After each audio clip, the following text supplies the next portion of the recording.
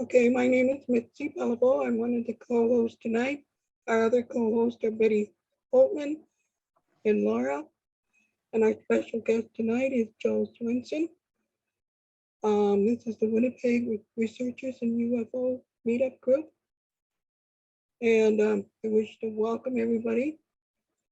And I am going to let Betty give a little talk about what our group is about. And then we'll switch it back to me and then I'll introduce our guest for tonight. Betty, you want to tell everybody a little bit about how the group got started? I'm sorry, say that again, please. Do you want to tell everybody how the group got started? Oh, how the group got started. Oh, okay. Yeah. Grant Cameron was actually the founder of our group, and we were at the University of Winnipeg, which he was a professor at, and we were able to get a really nice room to have it. And we had meetings once a month, and Grant was, with all his lovely connections, was able to get us some really cool speakers and, talked about his books. And then we also allowed everybody to have an opportunity to talk about their own experiences in a safe manner. And that's one of the biggest principles of our group, is that it's a safe place and that anyone can have a few minutes to talk about their experiences with no judgment. This is like a true storytelling space, in that you can tell your story and there's no right or wrong. It is your story. And we're here to help people discover what they want to know about UFOs and what they need to know about themselves. And, with respectful speaking, anybody can get a chance to talk or give a presentation. We would really love everybody to come on board and give a little talk about themselves. We can do some mini ones where we can have 4 speakers in the 2 hours. So then you would have half hour to talk. But tonight we have a wonderful guest, and Mitzi's going to talk about him, and we welcome everybody, and hopefully you'll keep coming back and seeing us every month. Thank you. Thank you, Betty. So tonight we have JoeSwenson. I've known Joe probably 5 or 6 years, and I met him at the Minnesota Mufon. And I've actually heard him give a couple of speeches, wonderful speeches, excellent presentations, and a fascinating story, which you'll be hearing tonight. And Joe, if you want to tell us a little bit about yourself and then go into your presentation. And thank you for being here. Thank you for inviting me. A little bit about myself. I'm going to be 69 years young this year. My 50-year NDA is finally up. It was up back in June. I started talking about some of this at a StarWorks presentation experience panel, and got inundated with people wanting to know more information. So I've started writing some of it down, if nothing else, to refresh my memory. I started to realize that, well, since the service, I've had memories that span 60 years in this timeline, but we'll get to that a little bit later. But I've had 48 years of night terrors, and the night terrors are actually repressed memories. I realized that back in November of what was it, 2020? And when I saw a meme that had a 5-foot-tall bat with the head like a basketball, and I'll get into that all later. But if you want, I'll get started here right away, if you don't mind, because I have a lot of stuff I want to go over, and it does take a little while. And I do have to go back to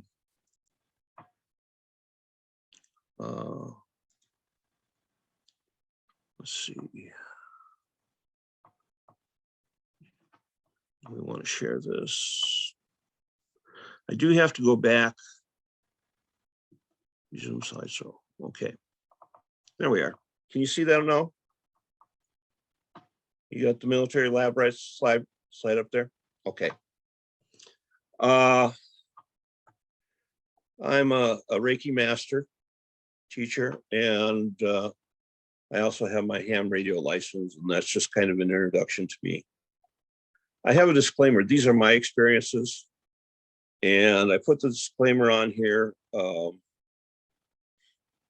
because some of the things on here are going to seem really strange to people and more sci-fi than normal.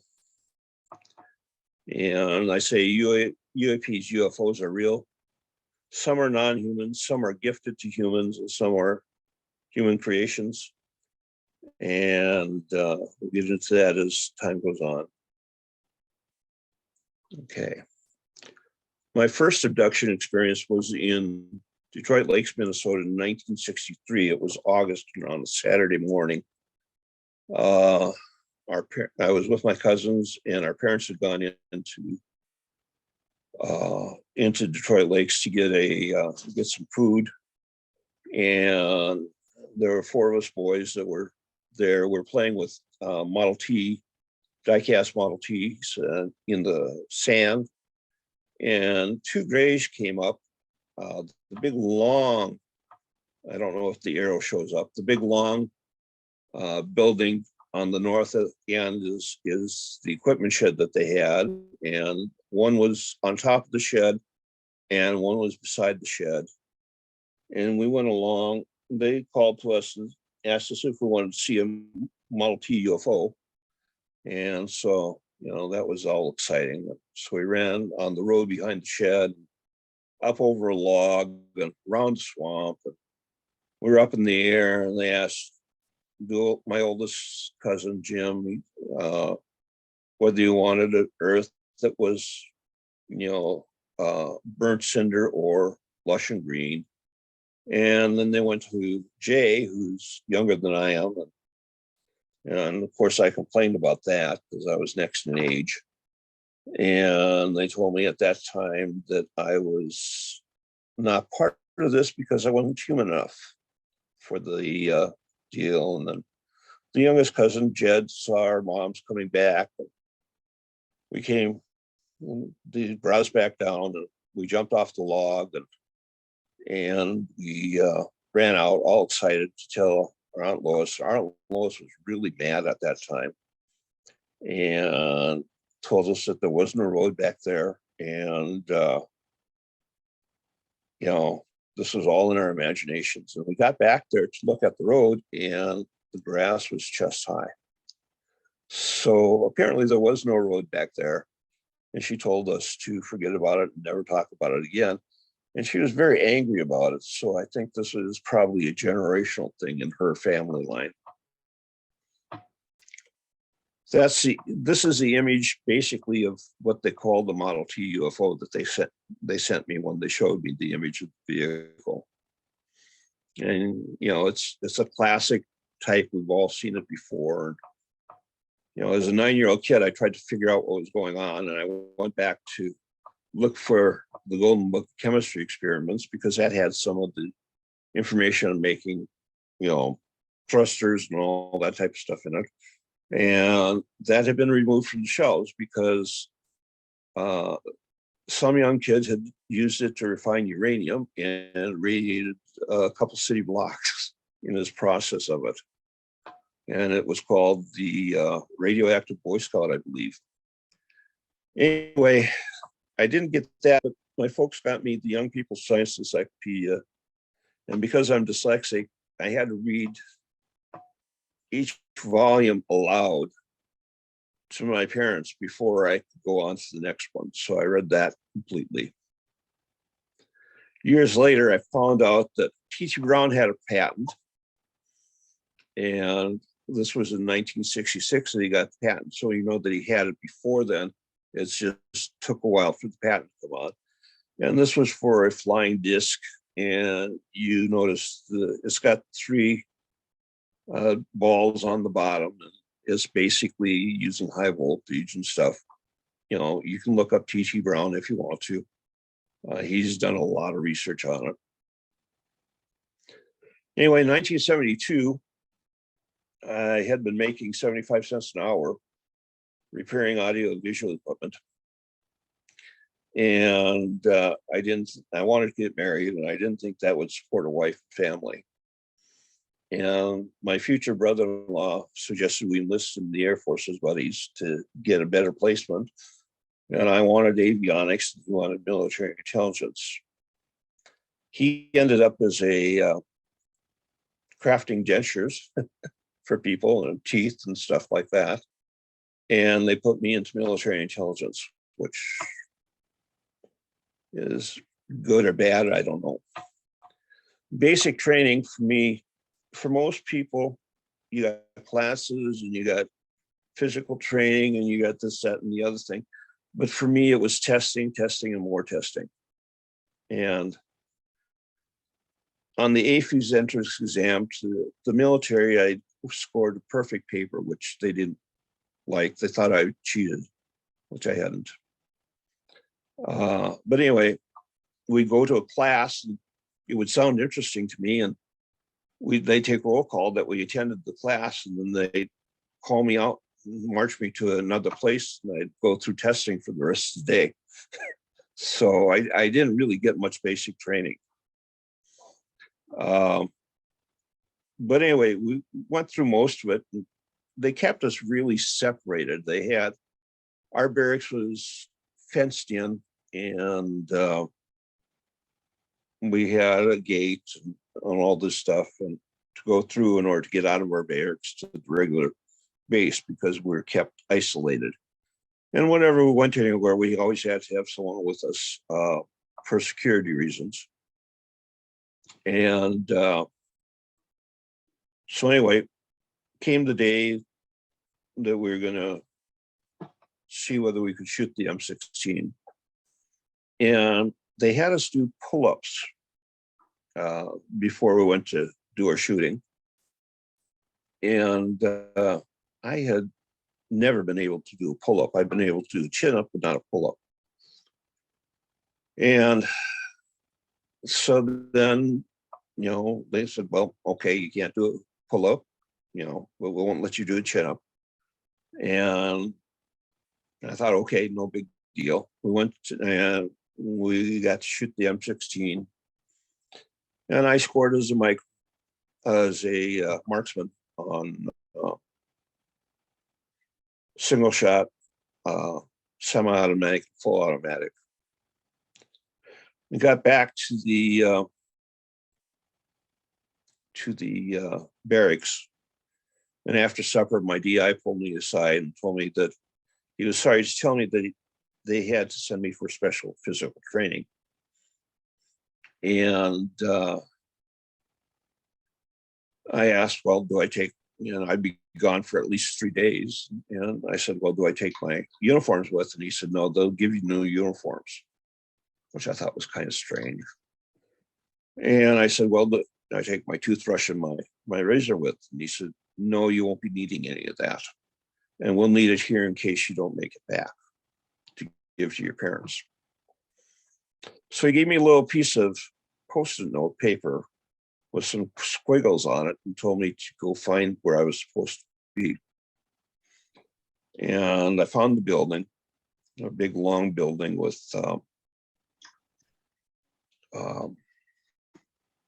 two-tone brick. It had a 40-foot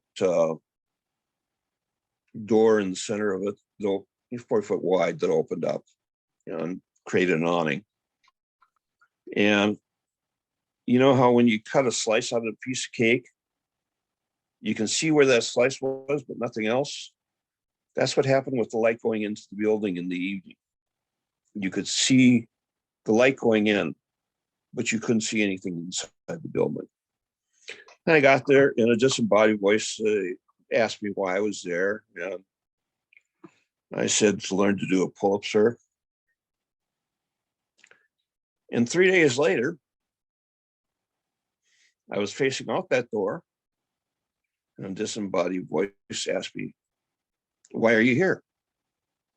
And I said, to learn to do a pull-up, sir, but I can do a chin-up. And he said, go back to your barracks. Okay. that night, back at the barracks, I started sleeping with one eye open. I did for several years after that. And the night terrors started that night.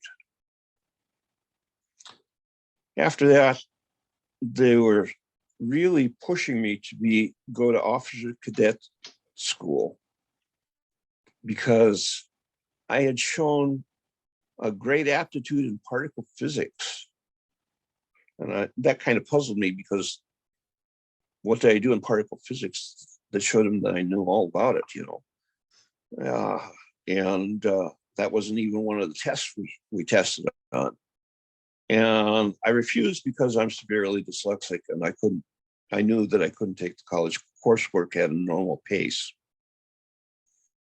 And then a little bit later, after some discussion, they put me into a psychological stress test, which was watching all kinds of munitions being discharged and the damage that they do to people in color, you know, full body parts flying everywhere, and the buildings and stuff. And then this fellow calls me in to his office, Lieutenant Cameron, and he shakes my hand, and I suddenly know too much. And he tells me they want me to go to the Grange Point 5, where they have a base there. It's bigger than 2 USS Air Force carriers, so it's about 2,500 foot long. And you can spend your R&R, Australia, New Zealand, or Japan. And you come and go from the Central Desert of Australia.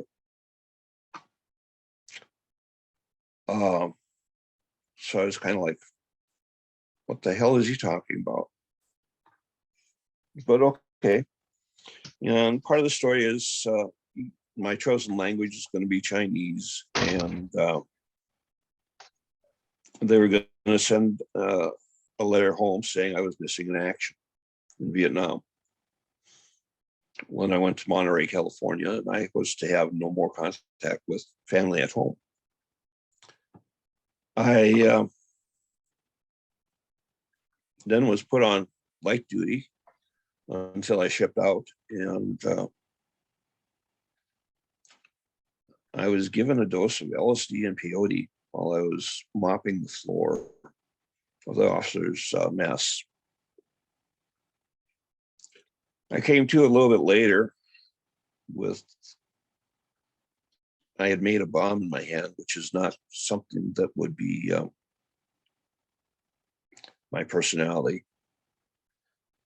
And they took me to base security, military intelligence, a building with a couple layers of razor wire around it.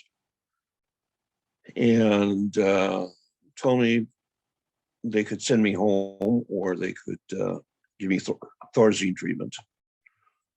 And I wanted to get home to get married because I had love of my life, that I wanted to marry. And so they put me on 50 milligrams of Valium 5 times a day. But before I could go home, I had to gain weight. And so they sent me to a different barracks to gain weight. And the first day there, they assigned one person as my new best friend to make sure they kept tabs on me at all times. I had one for the day and one for the night.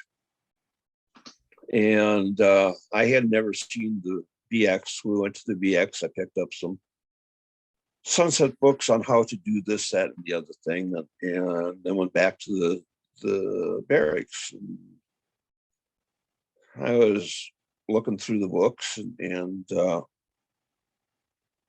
he said, "Sir, he just disappeared in front of me. I spent half an hour looking for him, couldn't find him." Well, he's been back here for half an hour. So I thought strange. I didn't think anything was unusual about that. Then that next day, they had 2 people assigned to me, and I hadn't been to the recreation center, and they had a 98 lane bowling alley. And I liked to bowl, and I liked to shoot pool, so I went down there. Bowling alley was closed, but I could shoot a game of pool, so I shot a game of pool and went back to the barracks. And about an hour and a half later, the guys came in. He just disappeared in front of us. We don't know what happened. He was gone. And now, mind you, I'm taking 50 milligrams of Valium 5 times a day, and that should be enough to knock a horse out, to be honest with you. And so I've been gaining about 5 pounds a day. And so the next day, they got 4 guys assigned to me, and they're busy talking. I think, I should really go and see my old DI and say thank you for the training and stuff. So I knock on his door, and he says, come, and open the door. He blanches white. He says, there's a base-wide alert for you. And I said, what? And he said, there's a base-wide alert for you. I got to call them and let them know I found you. And so he calls them. After he hangs up the phone, how did you get by the guards at the gate? And I said, what guards were at the gate? Because I didn't see any guards, and he marches me back to the barracks. And as we're going back to the barracks, he tells the guards, you wait there. I'm going to have some words with you. So the next day, there's 4 MPs there ready for me in the morning. And one MP has his hands on me at all times. And the other 3 take care of business to get ready to ship me out to go back home. One packs up all my clothes, and the other 2 get the car ready and whatever. And the one that has a hold of me, and there's one that's watching me most of the time, they give me my papers signed to get out of the service. And it says that I had enlisted for 6 years, and I know it today because I read the contract beforehand that I had enlisted for 4. And then also on the contract, it said that the rank that I started was an E1, and the rank that I was leaving is an E7. To become a master sergeant usually takes about 10 years. So I don't know what happened there. And so we're leaving the base. And one guy gets into the car from the passenger side. The other guy is holding on to me still. And I get down and get into the car from the passenger side. And the guy that slid in first holds on to me. And then the 2 of them are holding on to me in the back seat. We get out, get to the airport. And, one takes my bag and gets a ticket for it. They put me in first class, which was really nice. It was kind of strange, but they put me in first class. And the 2 march me into the plane, make sure that I sit down there. And I'm sitting there, and they're standing watching me by the door until the plane is ready to leave for heading back to the Twin Cities and back to Fargo-Moorhead. And when it's ready to leave, it closes the door. And the thing that ran through my mind is I made a promise to myself that I would never starve again. And you can tell by my size that I haven't starved at all. And anyway, so moving on, I get home, I get married. So there's my wedding picture. And the tall, thin guy, that's me. The person on my right, which would be your left, the gal standing there is my wife. And the other gal is your twin sister, my brother-in-law. So that was and we got married on Dominion Day. For anyone who remembers what Dominion Day is, I know you don't call it that anymore up in Canada, but I thought that was a good day to get married. Anyway, I went to the Fargo Veterans Hospital, is where after we came back from the honeymoon, Mom showed me the letter from the VA or from the military saying I was missing in action in Vietnam. So they hadn't had time to stop that. And she came into the VA hospital as my advocate. She was a chemical dependency counselor, social worker. And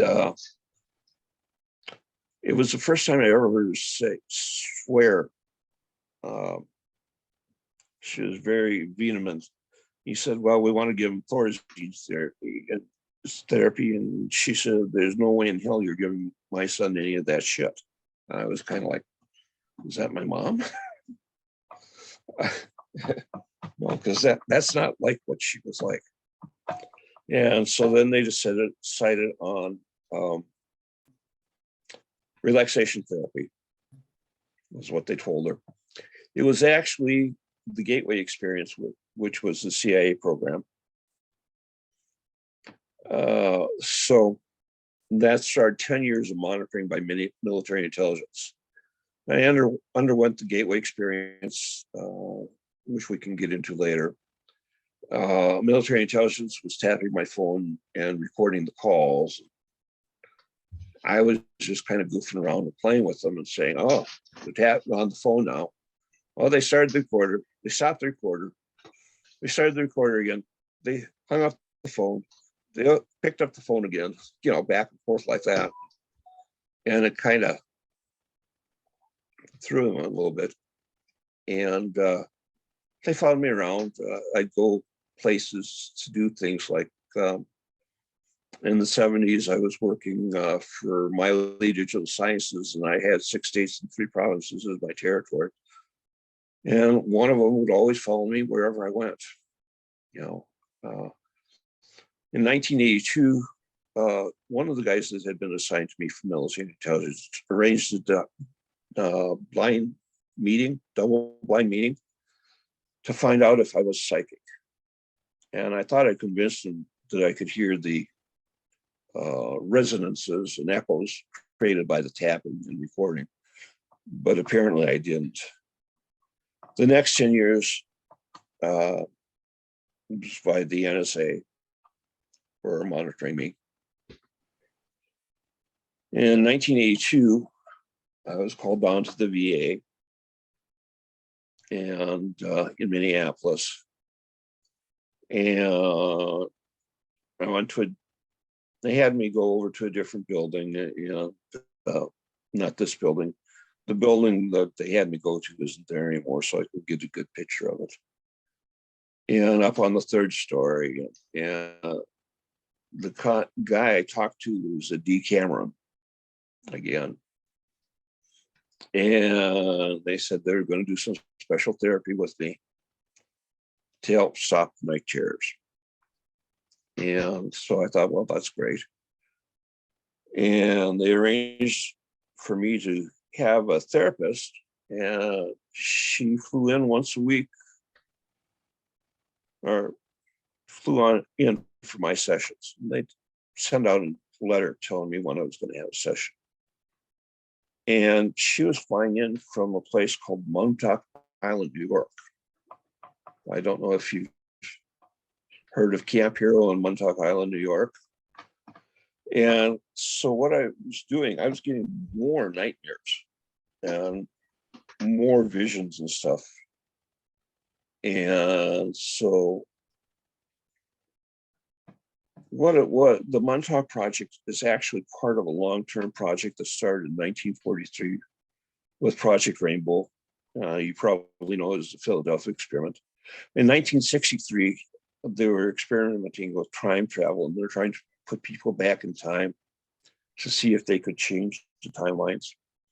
And they were also looking for psychic enhancements. That's when they were doing the LSD experiments. see if they could do it chemically. They're also doing experiments with what we call today brain trainers, using light and sound and other frequencies to try and sync the brain. Then in 1983, it was the Montauk Project, which is what I was remote-viewing. And I looked for a timeline where George Bush was king of the USA or emperor of North America. Then they were trying to take someone from our timeline and put into another timeline to shift timelines. And they were using an IBM computer and Pascal for the language for displaying on the screens. And they were recording the person in the chair. And my sessions, Minneapolis had a jumping radar. Minneapolis St. Paul International Airport. And so during my sessions, they stopped all air traffic at the international airport. And used the jumping radar to sync with the person who was in the chair on Montauk Island, New York. And one time he thought about a wormhole. And so a wormhole opened, like the TV series Sliders. And they recorded that because they were just doing the setup. And so that was a new tool that they had to play with, because they found that if they recorded it and played it back, they could generate whatever it was. So if you were thinking of a chair in an ornate gold-plated chair, they could play that back. And if your vision was focused enough when you thought about it, so that they cleared it up, so that they could truly see it on the monitors, then when they played it back, a chair would appear between the coils and someone could reach in and pull the chair out. So it's like your replicator type technology. Anyway, 2003, they ran the project again. This time it was in New Jersey, and where the chair was. And they were looking for a fascist United States of America, or a fascist North America, or a fascist world in the timelines. And instead of trying to take someone from this timeline and put them into another timeline, they started killing off people to see whether they could get the timelines to shift. I don't know what we can expect in 2023, which is just a year away, but I'm expecting them to run it again. I've already had reports that there's a lot of activity happening around Camp Pearl nowadays. Some of the memories of being with Caucasian aliens. When you go in, they do a lot of testing on you. They take specimens from your mouth, the cheeks of your mouth. They take blood samples. They take everything, and they use that later. But you're put into a silver suit, and the silver suit is basically life support, recycling, classroom, and you name it. And you don't have food. When I was in, I didn't have any food, so I spent my time with the aliens without eating. We had pills to take, and no food. And one of my handlers reported to me, one of my NSA handlers reported to me that they had done an experiment at one of the colleges in the US. They found people could live off the pills instead of regular food. The problem with it is you don't have any taste, texture, anything like that people like. So that's probably why I said I'd never starve again. We had teleportation and gates. My first teleportation experience was I was in my suit and in my room. My room was like a monk's room, a monk's cell. It had four walls, a ceiling, and a floor. Built into one of the corners was a platform for sleeping or whatever. And everything was lit in my room. The light changed with the time of day and intensity and color and all that stuff. But it was lit so that there was no possibility of a shadow in my room. And so the ship was getting ready to teleport from that location to another location, to the rings of Saturn. And I really wanted to go home and get married really bad. The ship teleported and I stayed in space, and I saw the Earth all lit up in blue and green, blue and white. I don't see green very well. And it was about the size of a billiard ball from where I was, so I don't know how far away that would be. But where we were teleporting from was from between the Earth and the sun. So I sat in space for a day or two and did more studying. It's like a 3D heads-up display type of thing. And they came back, got me. We went to Saturn. We built a ship at Saturn. The ship was 25 foot, 100 foot long. And that was to fill the contract that they had with Eisenhower from back in the 50s. And then we placed it at L5. It was just a shell. And the Navy came and finished it off. Now, while I was on board with them, we had plasma ZPE, 0-point energy power units.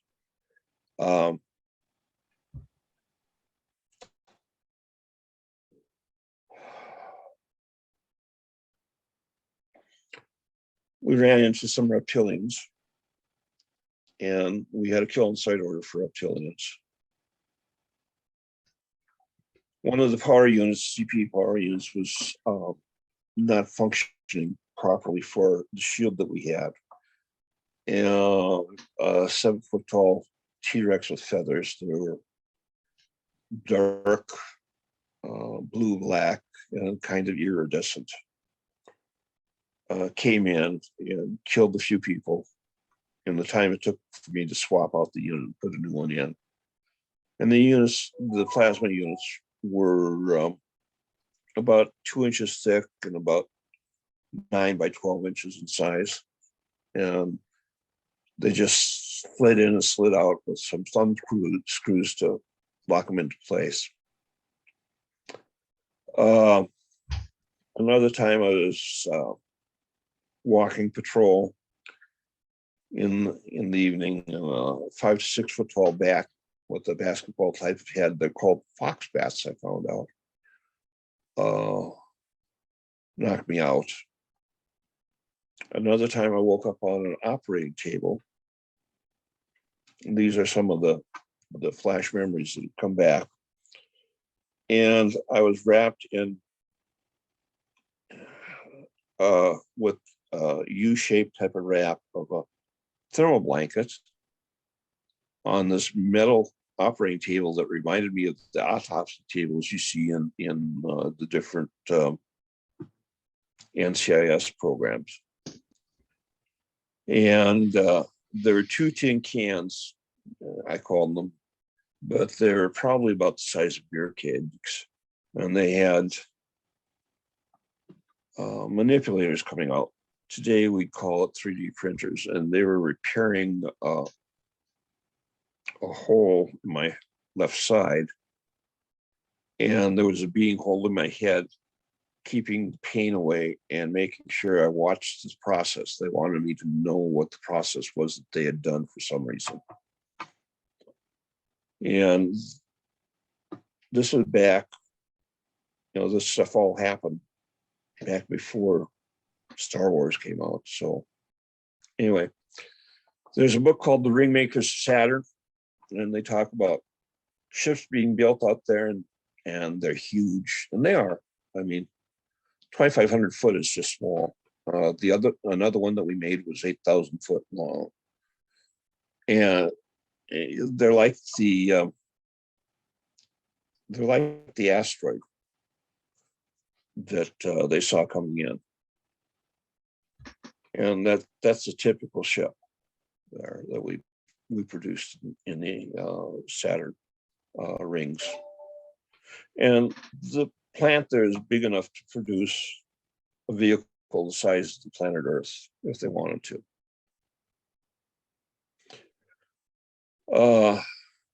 Man-made UFOs, here's the TR-3B, and there's a US patent on it. I could present you with a list of other patents that go through all the details on how this is done, but that's like 3-4 pages long, fairly small type to get it all in. So I didn't do that. Up at the top of this, you'll see the Air Force teleportation physics study. You can Google that number up there with the dashes in it, and it'll give you the full study, which is fairly long. It looks at all different types of teleportation. This was distributed in 2003, and it was actually published for public use access in 2004. So it's been around for a while. The Star Trek form of teleportation is not considered not viable. They talk about quantum entanglement form of teleportation, which is good for telecommunications and computers. They talk about vacuumless space-time or zero-point energy being used to help with teleportation. They talk about changing timelines type of teleportation, which is what the Montauk Project was. And they said the most effective way of teleportation is called the gateway experience, is what you do with the gateway experience, psychic means. The mathematical formula there down below is the basic formula for teleportation. Some of the odd bits I left out. Okay. When I was in college, I hacked the records of Edwards Air Force Base. They had a copy of the Philadelphia experiment there in WordPerfect or Word or something like that. And it also had notes by 4 other officers in 4 colors. They also had the Allende letters there in 4 colors with similar notes explaining the technology of it.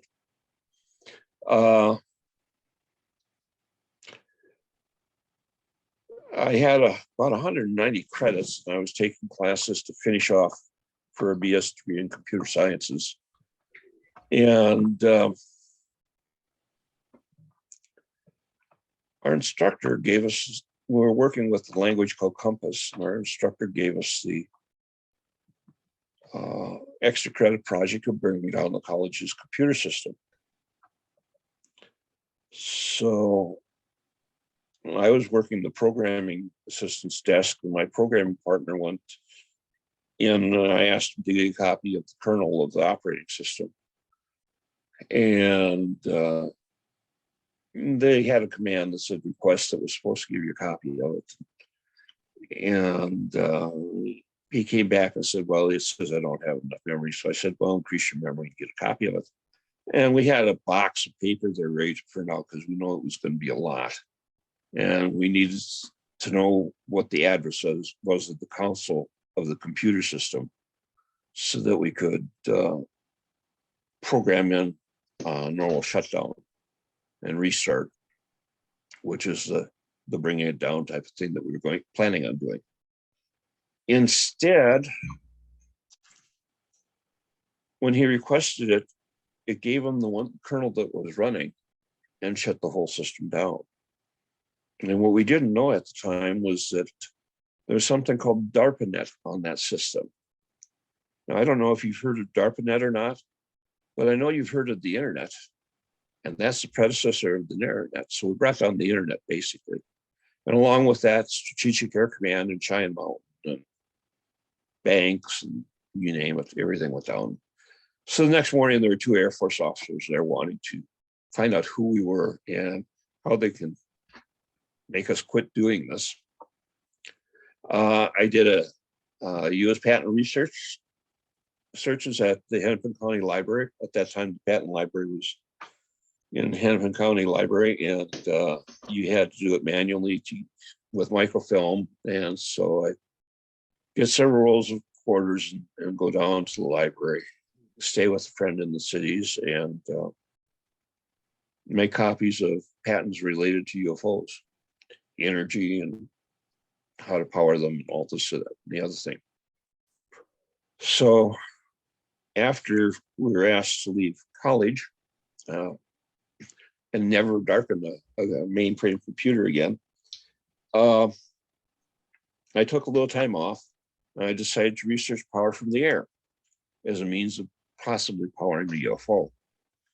And I had read some books and other things on it, patents and stuff, and I wanted to see, because one of the things that was missing was the frequency. And Tesla, in his research, said that 7.5 was the frequency of the crystal Earth, and Siemens, in his research, said 50 kilohertz was the frequency you measured on the top of the Great Pyramid. And I wanted to know what the frequency was that I could use to make this thing work.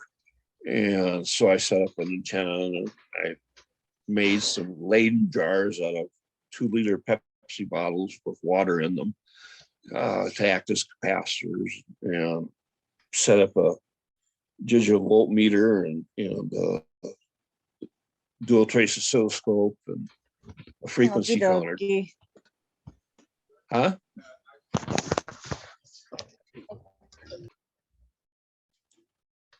And we measured it, and it was going good for a month. And then, I measured 375 kilohertz, plus or minus 50 kilohertz. And then all of a sudden it quit. And I was wondering what happened. This was the first part of May, and it quit. And told my dad, I went outside and traced everything down. Our neighbor's tree, which had been cut off at the fence line 6 foot away, had grown that year 6-foot branch to latch onto that frequency. So told my dad, he told his AA sponsor, who had a group of people that were experimenting with alternative energy and other things. And he told the soil microbiologist in Detroit Lakes, Minnesota. And he had a garden, and he had found that there are little nodules that are about the size of an egg, look like an egg, and they're basically like clay, and they resonate at 375 kilohertz. And these are part of the ley line system. And so he had chemically balanced his soil to 375 kilohertz. And he was wondering how we could improve it. And so I said, well, acupuncture. Well, what do we use? Well, you got some 3/4 inch copper pipe for replumbing your house. So we put one of those over each of the nodes around his garden. Now, this is the end of May that we're doing this. The first thing we saw is the insects rose up off the field and dispersed. And it was cooler standing out in the sun in the middle of the field, or it felt cooler, than in the shade of the tree. Really strange effect. So anyway, I just kind of passed it off. Okay, that's done. Now, what do I do with the rest of my life? And on the 1st of July, I get a call from the soil microbiologist. He says, you ruined my crop, my cash crop. I said, I'm sorry. How did I ruin it? I didn't know. And he said, you got to come out and help me harvest. I said, sure. August, September, no problem. I mean, Jim, your corn is only knee high by the 1st of July, right? 4th of July. He said, no, you got to come out and help me harvest today. I said, what? Just come out.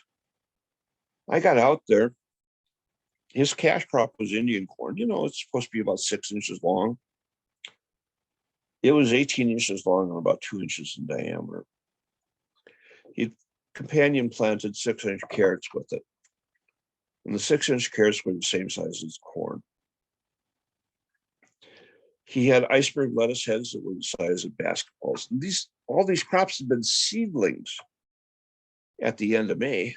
So in 1 month, they'd grown to maturity and were ready to harvest. And they're some of the best flavored that you could ever hope to find.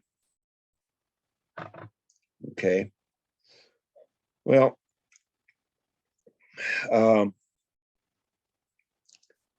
in '83, we were in a severe car accident. And the doctor said that there was nothing they could really do. And I started looking up healing with frequencies because, hey, if frequencies help crops, they ought to help people, right? And so I've been using those to heal and do things for a number of years. So Joe, Tertiary, yes. we have several questions. Can we go back to your story about aliens? Because we have several questions about that. Is that okay? Sure, not a problem. In 1969, how did the aliens communicate with you? And weren't you frightened? You mean 1963? Yeah, okay. 1963. Well, as a young kid, I used to like to get up to hear the morning chorus. Do you know what that is? That's where the birds start singing before dawn.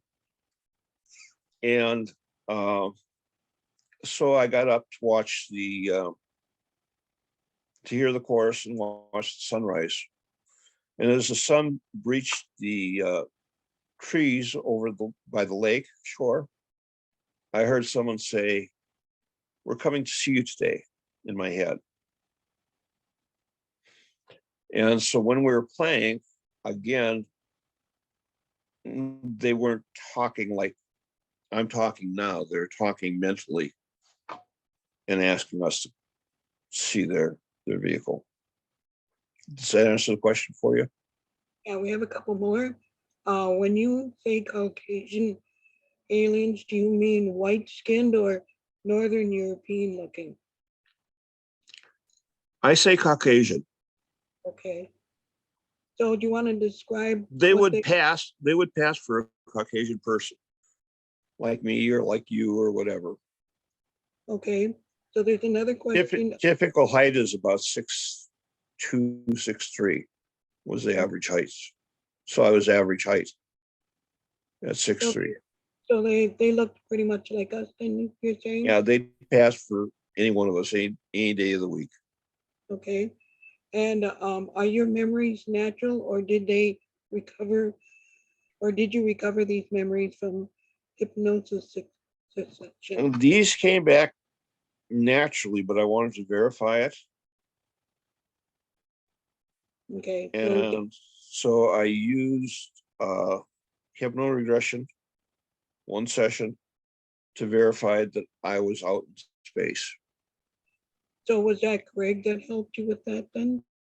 No, that wasn't. That was Teresa May that helped me. Okay. And she, it brought back the intense longing to be home and get married. Okay. So my understanding is that so this timeline, was this Earth timeline, or was this different? How did you experience that? The missing 3 days were taken during Earth's timeline. The 60 years of memories were outside of Earth's timeline somewhere. I don't know Okay. how that was done, but I remember listening to music from the 40s, the 50s, the 60s, the 70s, the 80s, 90s. And I remember that to keep an eye on Wuhan, China, because they had a level 4 bioweapons lab there, and they're going to release a worldwide pandemic. It would get away from a worldwide pandemic, and So I before believe you, that was COVID. so this started before you were born in the 40s, because you were probably, well, you're the same age as I am. Yeah, So, born in '53. yeah. So So, it's outside of my normal lifespan, is what I'm saying. so were these memories brought back afterwards, then you were saying? These memories were before the regression. Okay. Okay. These memories are tied to the 48 years of night terrors. Okay. And And that's why it's hard for me to talk about the reptilians. There are things there I don't want people to know about. yeah, I could tell as a psychic and an empath that it was difficult for you to talk about that. So somebody has another question. I was on a Okay. battle and got killed. They laid me on a metal table to repair a huge hole in my left side. They used a spindulum made of mormellons.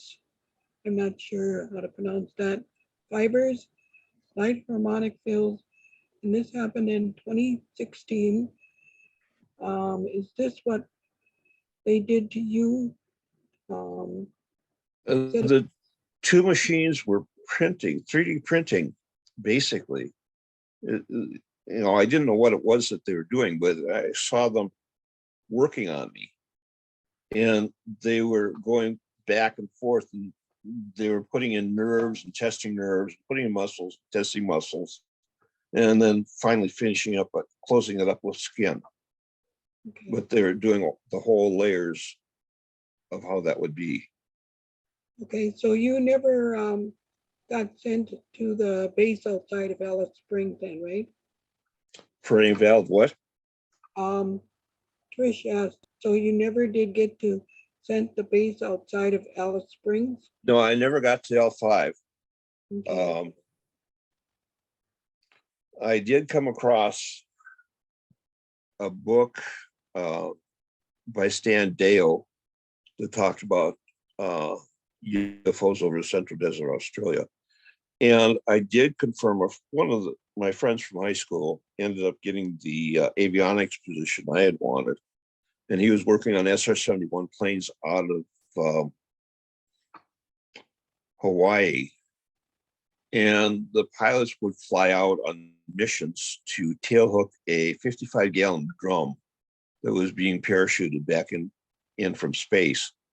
And the drum contained papers and film and stuff. And the film was all developed and in velvet bags, with drawstrings on them. And that if they were waited too long to turn around on the SR-71 because of the speed, they would fly over the Central Desert, Australia. And sometimes when they're flying over the Central Desert, Australia, they'd see a craft come out of the Central Desert. And it was shaped like a curling stone, 80 foot in diameter, about 3 stories tall. And it would make the SR-71 pilots feel like they were standing still when they're at full throttle. Okay. So we And have if they saw that, they would be they might say a word or two about it, and then security would take them, and they'd never see them on base again. okay, we have another question.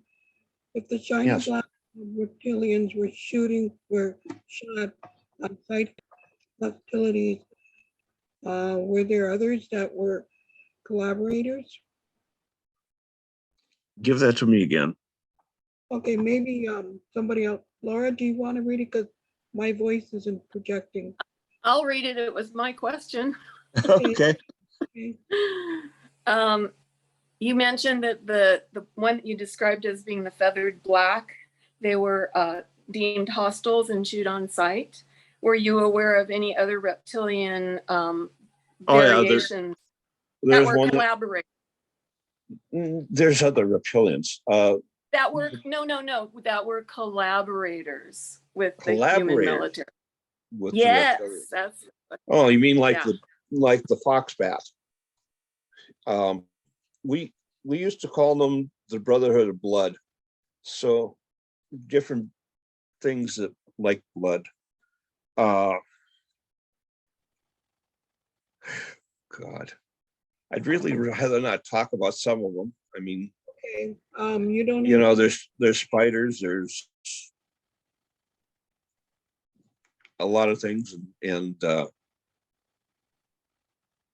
they're night So- terrors Okay. still for me. I haven't resolved the terror issue on them yet. But yeah, there's a lot of other ones. So Trish, you also asked another question about car crashes that seem to be frequently method.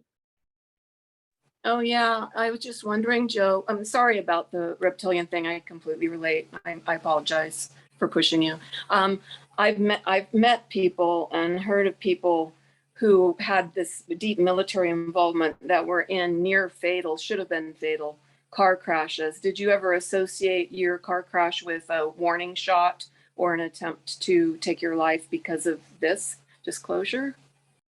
okay, I had 2 attempts. Now, mind you, at that time I was a little bit psychic in 83. And in September of 83, after they shut down the project because someone released a minotaur because it was like a maze under there. Someone had seen a reptilian under there and under the base and decided to destroy the base with the energy minotaur as an energy beast. Anyway, so September rolls along and I'm doing contract work on microcomputer software, and Judge Tom Davies is one of my clients, and he's doing a bankruptcy a system for bankruptcy accounting to help people get out of bankruptcy. And so I had a meeting set up to go with them, and I go out to get in the car, and there's someone in tan station wagon watching me. And I get out and drive away, and as I'm driving away, they're following me. And they follow me for a couple blocks, and then I make a turn that's I shouldn't have made, speed up and make another turn, and then make another turn. And then I end up following them back over to the black building in downtown Fargo where Judge Davies' office was. And I get in the corner of the parking lot, this key corner from the door to the building. And the person who was driving the tan car gets out, talks to 4 men in black. And they're carrying one of them's carrying a canister. And they go inside, and I'm waiting out there because I don't want to have anything to do with them. And I'm watching. They come back out and they're arguing, blue streak with each other. And I hear an ambulance coming from background, right? And they're still there. The ambulance brings a person down, and the ambulance leaves, and they leave, and then they go in, and I talk to Tom, and I say, "Hi, Tom, sorry I'm late." And he said, "Oh, Joe, you wouldn't believe it. The hydraulics of the elevator leaked, and they gassed the top 3 floors of the building and knocked everyone out." And I said, "Wow, that's a story." They even had one gal who was pregnant, and she had to go to the emergency room because they didn't know whether what to do about it. So I said, yeah, that's pretty awesome. I made the patch to the software and I went home and says, well, I missed that one. The auto accident that we had in '83, the person who hit us was an MP that was on compassionate leave. And I heard him say to the officer after he hit us that he's hoping that he had done this so that, or he was there because the military was going to give him a promotion and a transfer to military intelligence. And when we went to find him, when my attorney went to find him, yeah, he was in military intelligence and couldn't be found. So. You have to tell them that you were rear-ended with the whole thing. Yeah, we were rear-ended. I'm sorry. Jan says, tell them that you were rear-ended. Yeah, we had a 65 Dodge Dart and they took 16 inches off the I-beam on the driver's side of the Dodge Dart to tell you how bad it was. My back broke, bent the iron bar in the bench seat and broke the big L bracket that held the seat up. My hands bent the steering wheel together. And so it was a pretty nasty accident. Between that one and another one in '86, I herniated 7 discs in my neck, fractured 2 vertebrae, herniated 5 discs in my thoracic area, and 4 in my lumbar.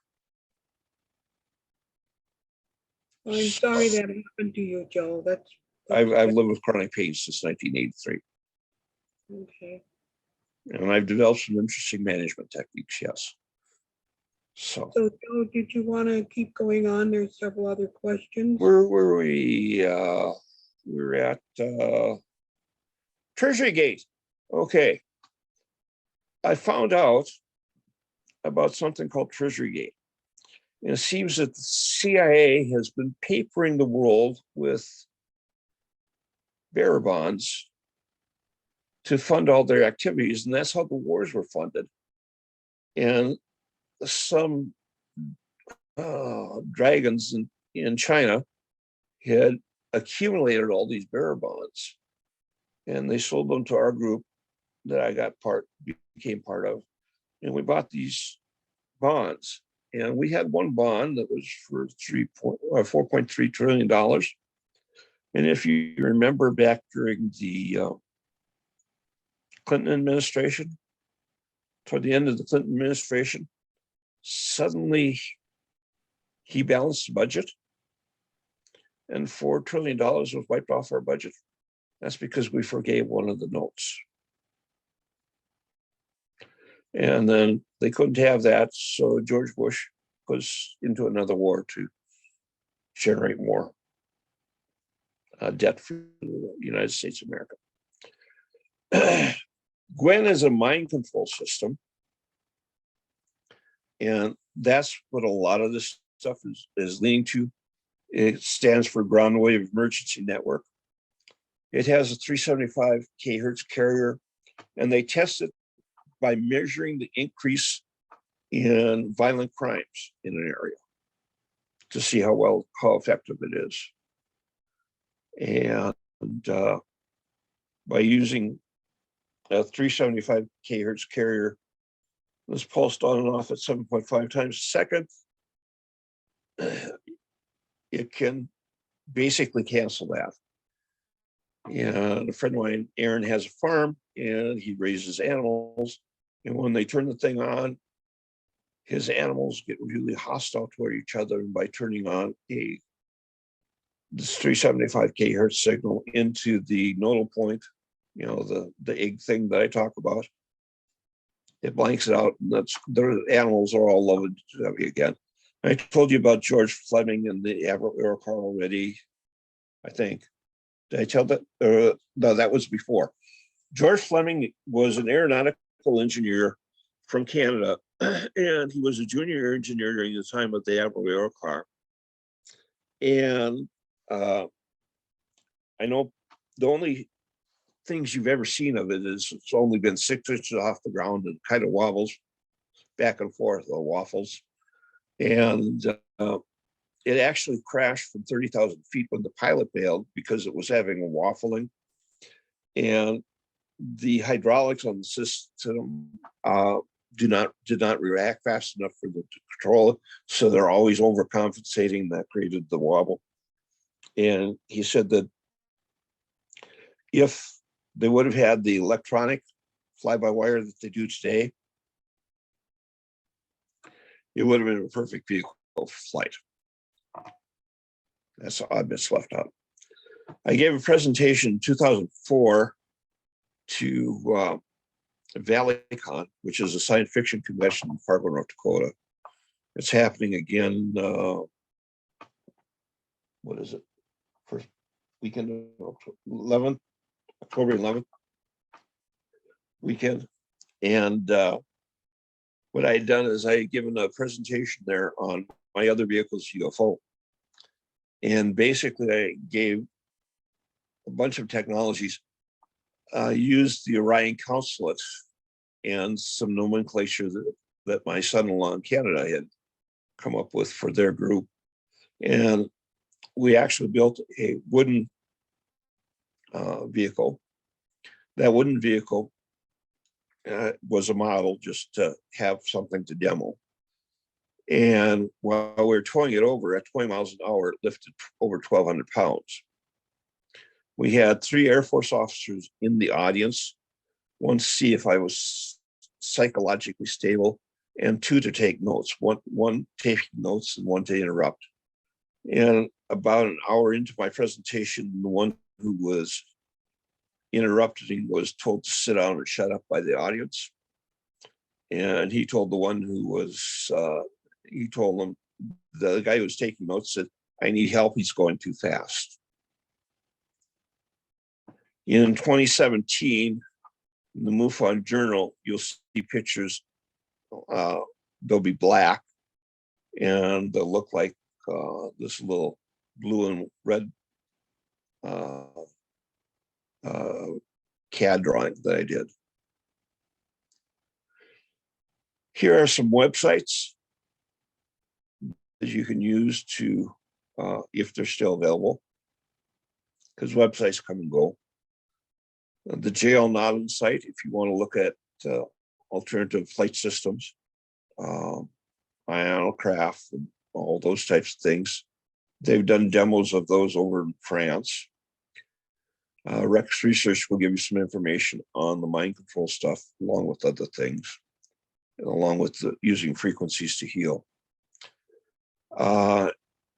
Victor Schauenberger, anti-gravity technology. Victor Schauenberger actually probably made the first non-electrical UFO for the Germans during World War II. It flew at 9,000 kilometers per hour at 20,000 kilometers in altitude.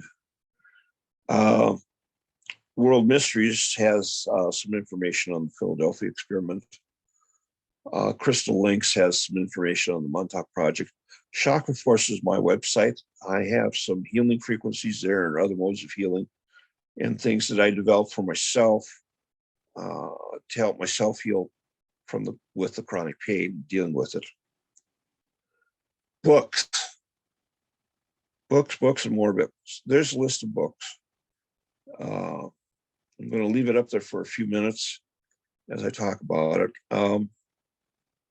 Charles Steinmetz gives all the basic math you need for teleportation for space flight and faster than light travel. Classic electromagnetic field.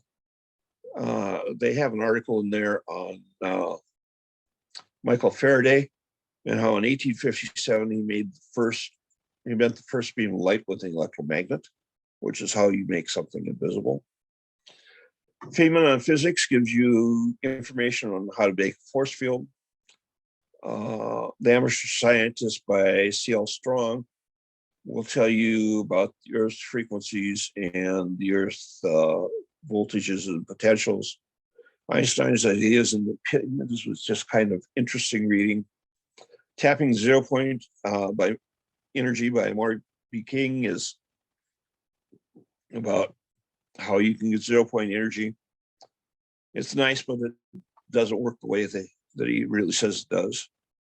Gravity by Gavmau is a good book on what they know about gravity, and they still use it today. The Sea of Energy in Which the Earth Floats is a very interesting book by T. Henry Moray.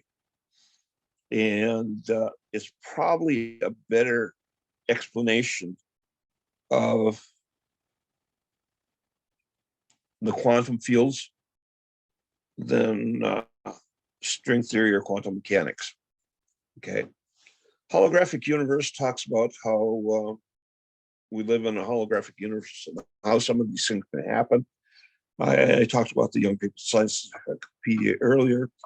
Electrogravitic Systems by Thomas Malone talks about how our B-2 bomber flies in stealth mode with electrostatics. The Montauk Project by Preston Nichols will give you some background on the Montauk Project. How to Build Your Own Flying Saucer and Other Endeavors in Theoretical Engineering by T. Bill Galecki. Tom and I have had a correspondence for many years before he died, and we discussed many of these items. Homemade Lightning talks about generating high voltage. The clear patents of Nikola Tesla is good, but there's a few things left out, but you're not going to find them anywhere in normal means. General Chemistry is a good book on chemistry. Living Water by Victor Schoenberg is his actual book, and it talks about the ley lines. It talks about how he made the saucer for the Germans in the original one. In the other ones, they've been edited, and some of that stuff has been edited out. Hypercycloid is the key to making his saucer fly. Magnetism and the Education of Physicists by Francis Bitter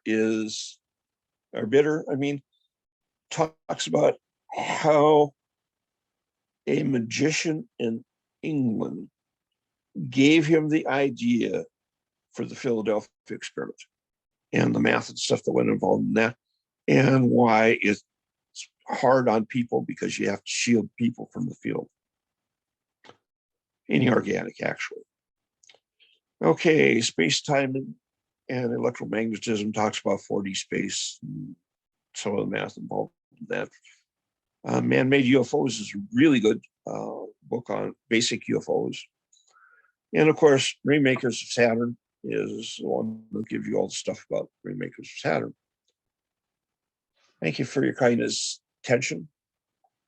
I hope this information helps someone else. There's my contact information if you want to contact me. Thank you, Joe. We have some more questions if you'd like to. Oh, I'm sure. I'll leave this up here then. Okay. So what is the purpose of aliens here on Earth? To study us, to use us as resources, friendly? Should we be concerned? Yes and no. It depends on which aliens there are as to who you're concerned with. Some no, and some definitely yes. You know, I'm concerned about what I call the blood races.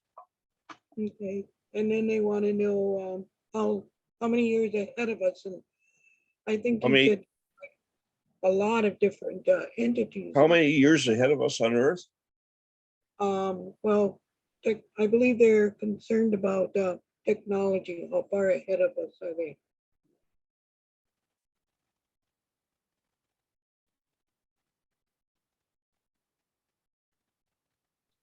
Okay, if they're talking about average humans, probably hundreds of years. If Okay. they're talking about our military, we've got most of their technology.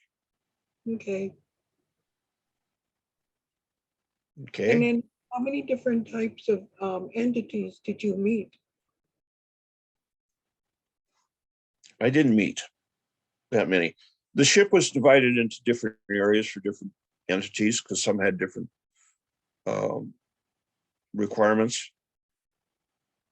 Some of the things I was taught in some of the basic training was, number one, there was a dispute over the planet Earth between a couple different groups. And there's been humanoid presence on Earth for over 400 million years. There, in our little galaxy here that we call the Milky Way, there are approximately 400,000 intelligent humanoid races and more than twice that non-humanoid races. Does that answer your question? Yes, thank you. Then there's another one that changes the subject a little bit, Joe, more that you like to talk about. When you use healing with frequencies, what other frequencies do you use other than 375? And will you please share how to build the device? Thanks, Razel. Okay. I don't build them anymore. I can go out and buy a function generator for about $120. They'll give me all my free. Janice is 130 to 150. She's the one who's been purchasing them recently. Our kids, each of our kids wanted one. And we also have something that's called the Spooky 2 system, which is a Rife system. That's kind of a big learning curve to learn how to use it. So it isn't quite as easy. I typically make copper handholds when I make handholds. The Rife system can come with handholds, and I got mine with handholds. So I prefer handholds to most systems. There are thousands of frequencies that you can use. There are frequencies that they don't list anymore that you can create the mental states for out-of-body experiences and remote viewing and that type of stuff.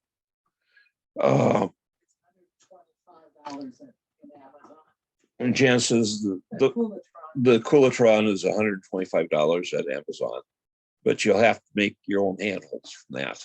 And just something comfortable, you don't have to hold it tight. And when your hand here has, in the palm of your hand, you've got most of your meridians there for it to work through. And each organ and each thing has its own frequency. So playing that, like Sjogren's, I have Sjogren's disease or have had Sjogren's disease and fibromyalgia. And by killing Borrelia burgdorferi and by doing it for an hour treatment session, 1 hour treatment, and then following up with what I call a chakra alignment, where I go through some of the chakra tones. You can get rid of the random roaming pain of fibromyalgia. You can get rid of the brain fog and a whole bunch of things that this bacteria causes. And it may take several times to kill it because it does form a nanobacteria in your system, and it uses your mitochondrial DNA of gene 6 and gene 7 to reproduce. So it's like a 2-part poison.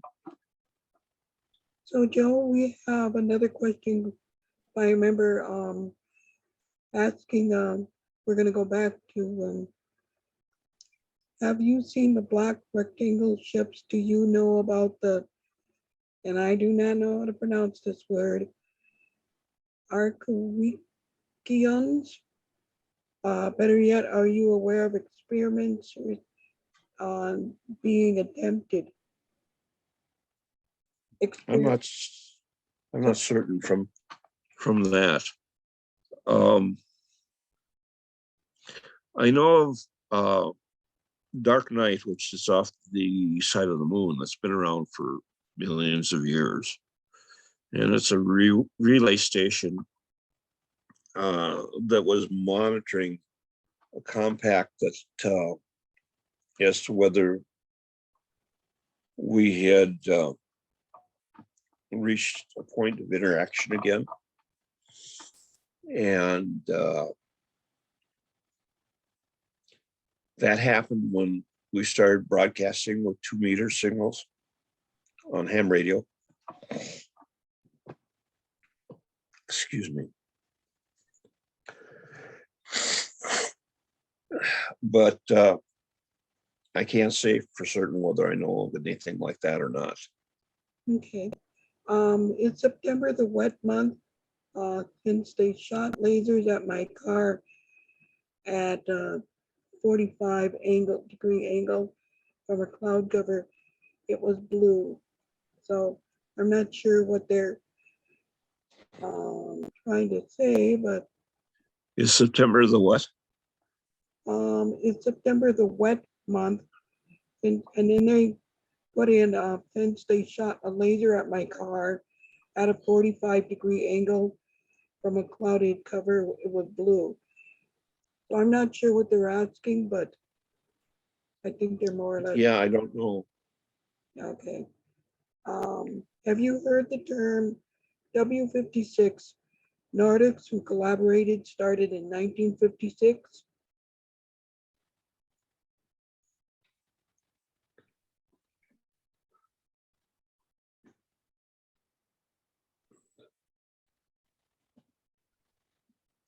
No, I can't place that. Okay, I've never heard of it either, so. Okay, I think that's the last of the questions.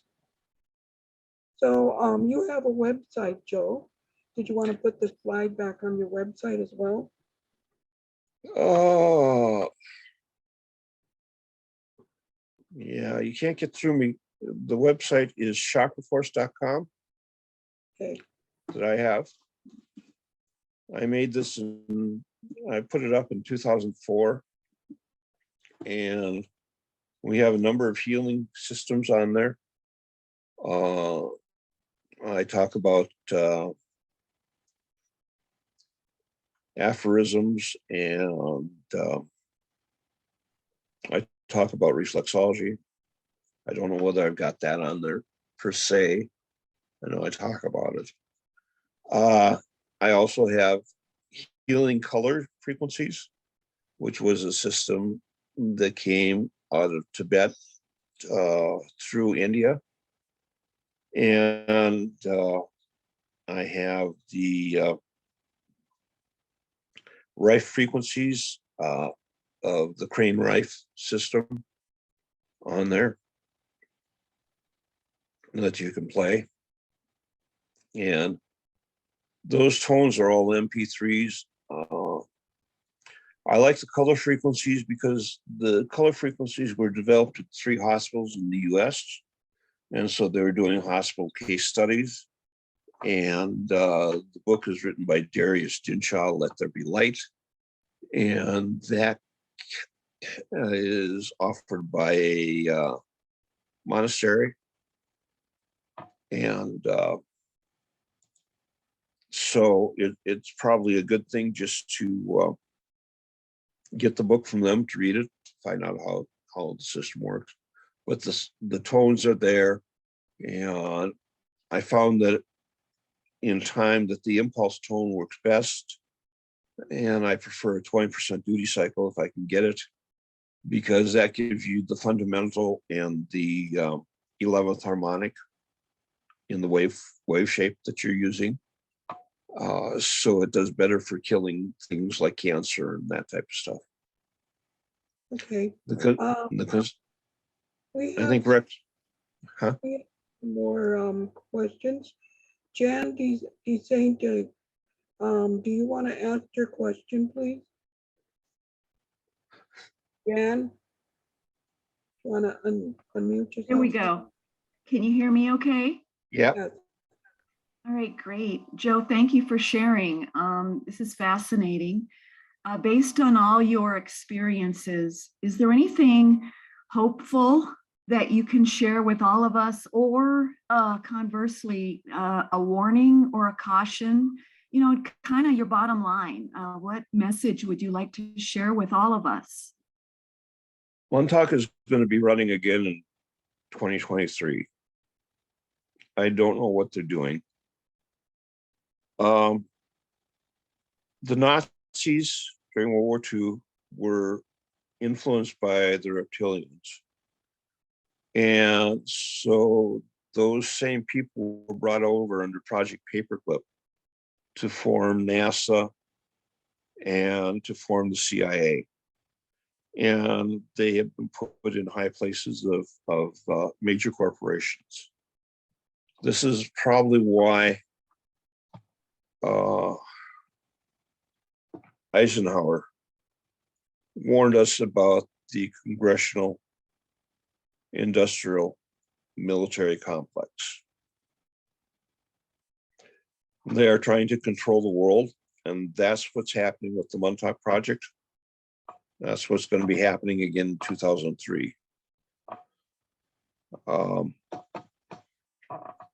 Remote viewing is fairly simple to do if you're creative. There are tone frequencies that help you go through it. One of the things that they did for me to make sure I could do it is I had galvanic skin response sensors placed on 2 fingers of this hand and 2 fingers of this hand.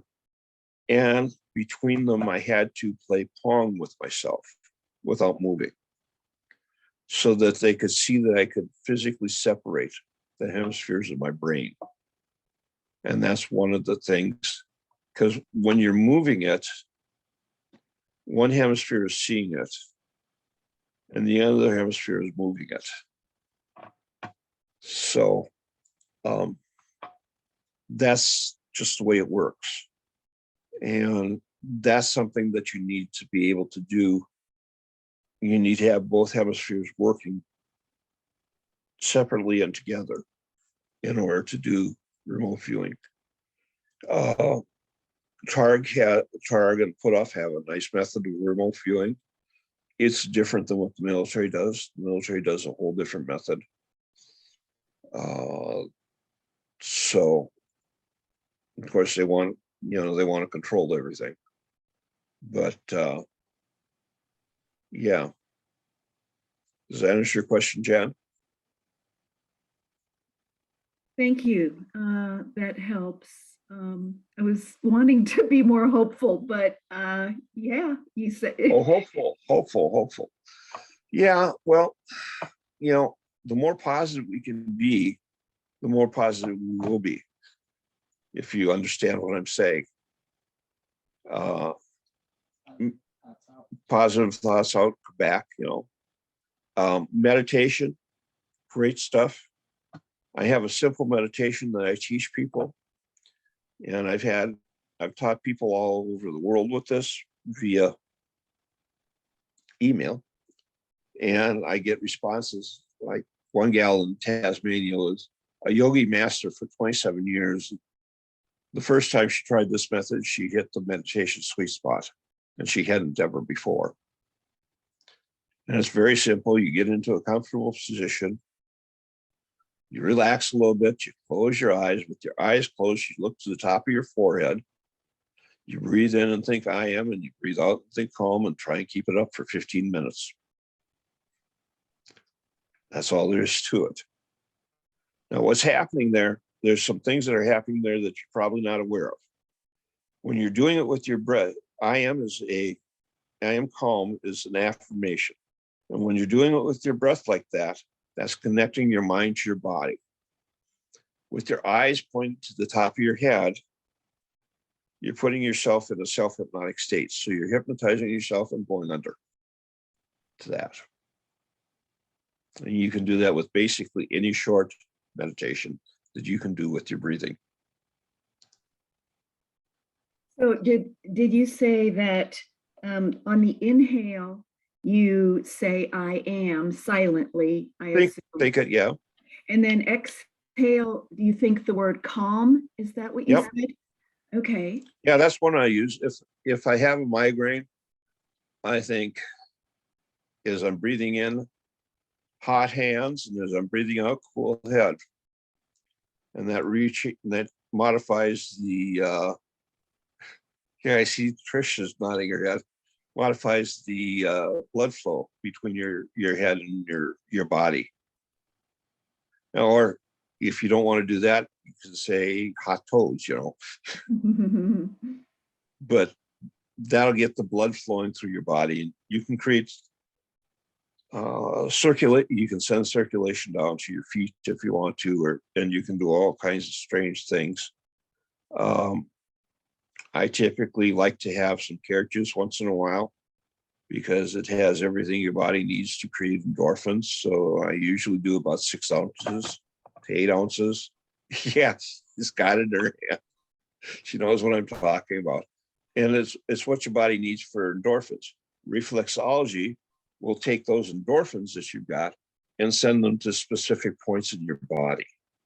So that's another thing to use. So, but I've been in chronic pain so long, I don't have a whole lot of endorphins anymore. I have to charge them up. Thank you for sharing so much. I'm sure you have a lot more you could share, so we appreciate it. Yeah, I'll get back to my, if you want to contact me, there it is. I'm retired. I don't go anywhere. I walk with a cane or a walker. I fell down a flight of stairs head first, and in the middle of the way down, with my head heading toward the basement cement, it changed, and I was sitting on the stairs with my feet toward the cement, my head up. Well, what happened is my leg broke. Since I didn't have a leg to stand on, I fell down the flight of stairs, broke my hip. So I have a rod between my hip ball and my knee. So does anybody have any other questions for Joe before we end our meeting tonight? Just one, Joe. Do you ever check Messenger on Facebook, or do you only do email? I do Messenger on Facebook. Oh, good, because I just blew it up. So I apologize. If you got the right JoeSwenson, because there's a lot of us out there. I think it's So, you. Sure. I'll email you too, so I can blow up your email. Yeah. So. Are there any more questions for Joe? I have a quick one. More of a statement is the fact. I want to thank him very much for what he's given us today. It was a lot of information. I'm hoping a lot of people will email you. In fact, I will be, because I want to do some more on the frequencies for helping health and stuff like that. More of it was pretty fast, okay, to be able to write everything down and all that kind of stuff. Oh yeah, I didn't expect people to get through it, and that's why I'm working on a book, and it's taking me forever. So I will be emailing you with some questions about frequencies and some of the different machines that you talked about that might work and things like that. So I'm looking forward to that. Yeah, I've been using frequencies since '84. So. Okay. I want to thank you very much for that. Thank you. So Joe, could you unshare your screen, please? Yes, I can unshare. There we go. Okay. So Bruce, you have a question for Joe? Oh, yes. Well, actually more a confirmation. When you said that the human-like ETs have been on Earth for 400 million years, I have papers out and documentation of a embedded triangular mining craft that landed on Earth 400 million years ago. It's in New York, and it's still active and sending signals out into space. Oh, really? That's interesting. Every time the constellation Bootes is overhead. And I monitored this for 10 years out in the field. Near, it's actually not that far from Pine Bush, New York. And it's a Jewish cemetery was built over it. And I discovered it by accident. And we got GPR defining just that's only 9 feet below the surface, embedded in black Ordovician shale. And that's how we know how old it is. And it's partially radioactive too. So we know how it's powered. Well, yeah, there's so much stuff out there that people don't know about. I mean, like the battle we had with the reptilians was on, they called it Mars, but I may have misunderstood because of the dyslexia, and they may have just said ours for the planet. And I mean, we're basically usually in our suits for just about everything.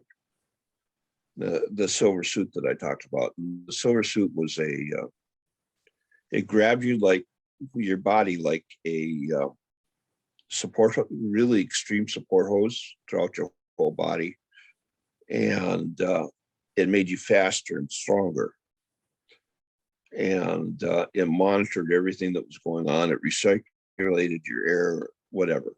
So Who made those suits? It was part of the Confederation realms.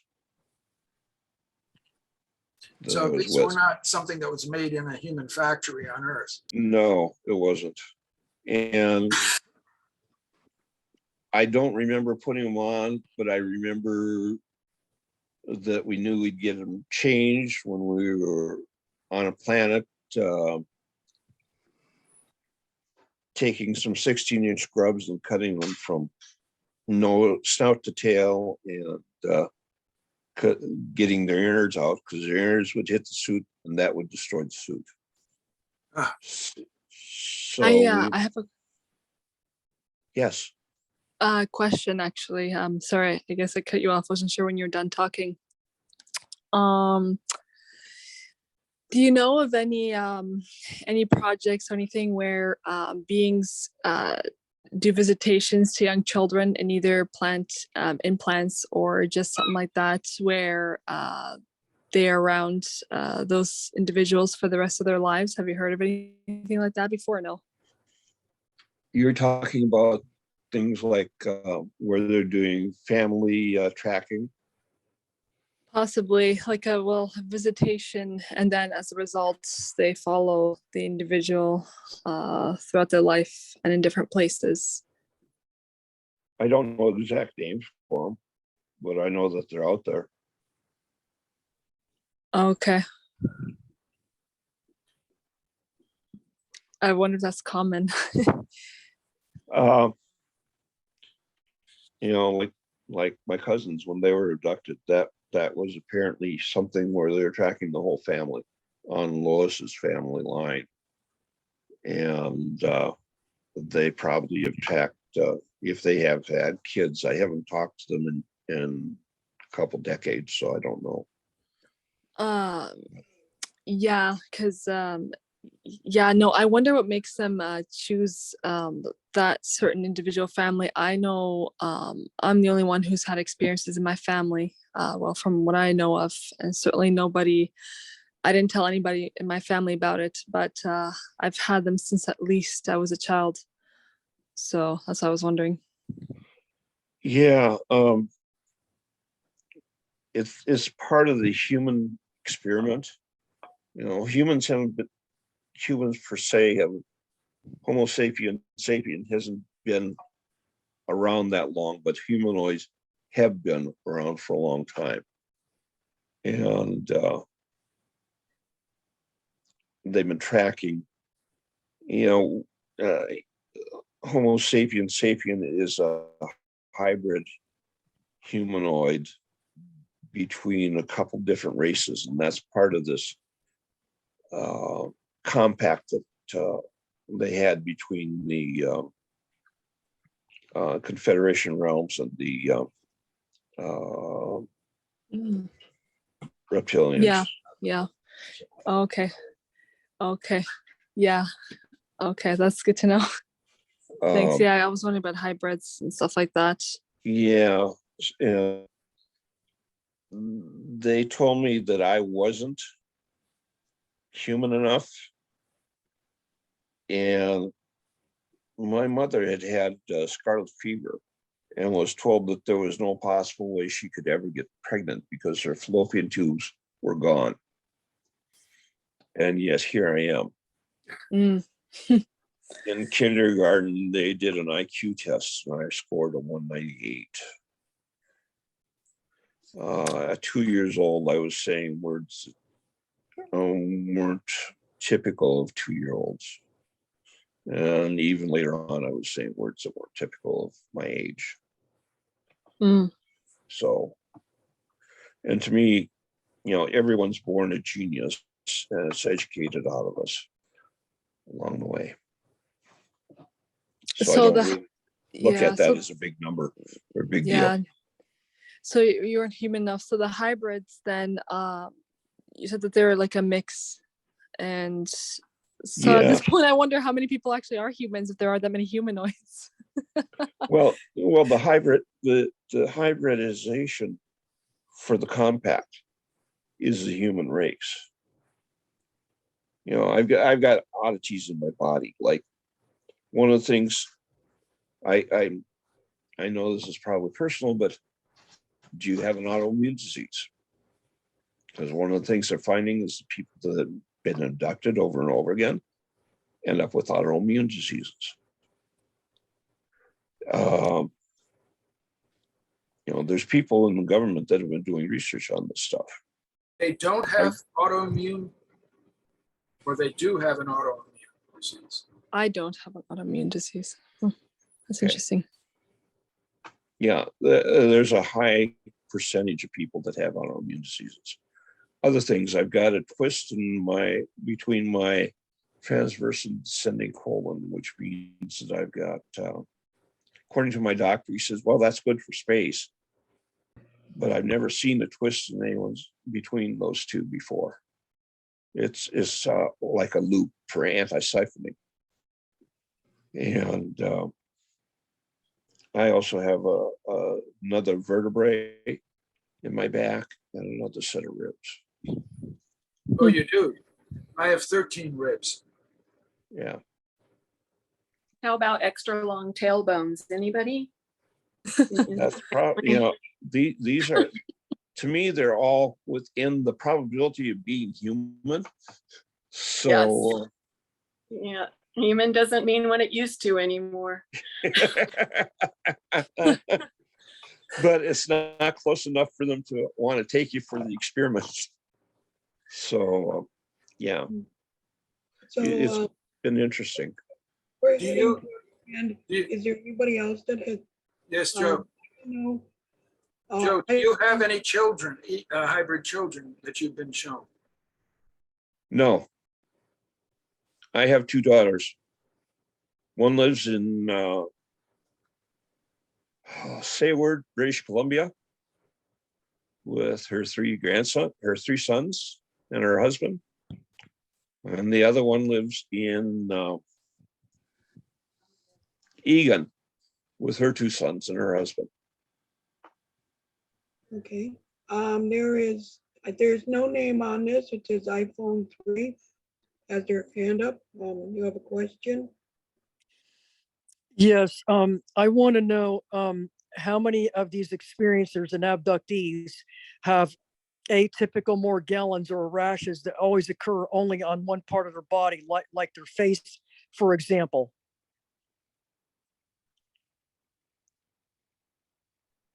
I'm not certain I can answer that for you real well. With the auto accident that I had in '83, I suffered a series of strokes with left me with problems on my left side. I made an acupoint locator based on a Russian design that was given to me on a Russian paranormal magazine, because I had done some stuff on Power from the Air that was printed by the UN. They sent the book to me, and so I read through that. It was in English, thank God. The letters in Russian, I had to go to my brother-in-law to have those read. But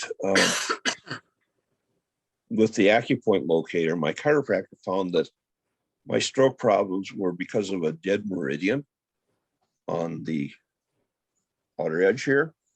And he found a working meridian here. And he found the nodal points where they should be and bridged 2 of them. Cold fire raced up my arm, exploded in my skull, and I got my left hand back. So there's a lot of things that are out there that we could do that we haven't even begun. Medical science hasn't even approached yet. So, anything else? We've got a couple minutes left before we end our meeting, so is there any last questions? I just have one comment.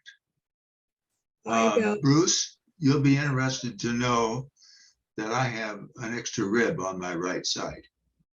Really? Wow. On your right side, so do I. And it's connected from my cervical vertebra to my clavicle. Wow. So it limits my turning of my neck, but other than that, it doesn't present any problems. And but so you have a 13th rib on your right side. Yes, and I don't remember the configuration. So it's not a floating rib, is it?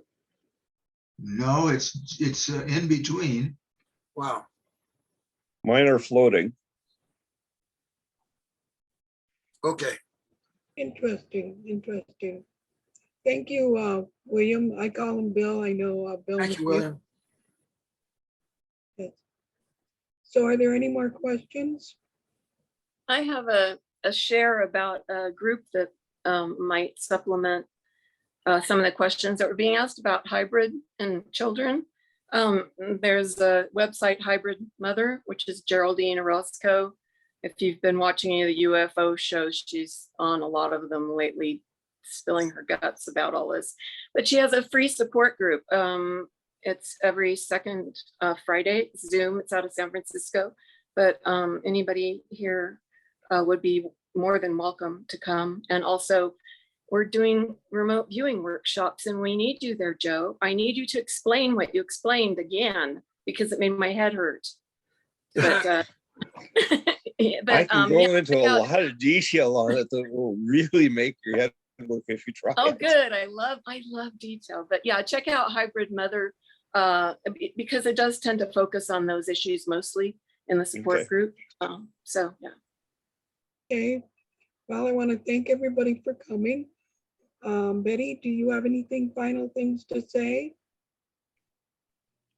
Just how amazing some of the guests we have on, and also all the people here with all their experiences and helping us be accepting of what has happened to us and what could happen to us and what may happen to us, that we are in a safe place here and we can talk about this stuff and not have anybody, doubt our truths. And that's so important. It's like you're a hybrid mother being able to talk without somebody, making fun of them or anything else like that. You have to have a safe place to talk and be able to be and explore what you're doing and understand that, this works for you. This may not work for you, but, like me wanting to know about frequencies and just passing on the information. And that's so important for us to do, is to keep this flow of information going through things, because we're so censored. I can remember trying to go into Kohl's and trying to buy certain books and stuff like that. Well, Kohl's, I'm old, okay? Chapters, Indigo now. You still are censored terribly on books, even through online books and stuff like that as well too. So it's real important for us to keep communicating and keep spreading these ideas and thoughts. Thank you very much, everyone, for being here. Thank you, And Betty. I have Bye-bye. one thing. Okay. Next month, we have Jennifer Stein with Travis Walton. So, Oh my God. yes, two big names Good one. hosting. And thank you, everybody, for coming. And Laura, if you want to shut off the